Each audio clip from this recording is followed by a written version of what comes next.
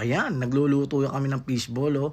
Oh, may kikiam. Mama, mag-street food yata kami. May mga pogo, hotdog. Alam niyo ba kung saan namin binili to? Oh, halika na, samahan niyo kami. Babiyahe na tayo. Ayan, punta tayo ng South Mall sa Manorewa. Malayo siya pero okay lang.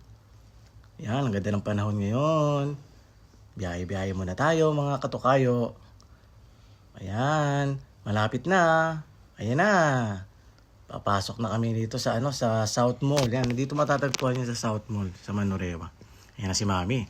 Bumabelo na. Oh, dumukot pa ng cellphone. Oh, nakita niya na si tindahan ni Kuya Eli. Ayan, ito pala yung yung tindahan nila Kuya Eli. Bagong siya, Filipino store. Supportahan natin to, guys. Yung mga Filipino business dito sa New Zealand. Ayan na, guys, mga katukayo. Papasok na tayo. Oh, tignan natin kung anong bibili ni Mami. Mukhang bibili yata ng mga pang street food namin to. Let's see.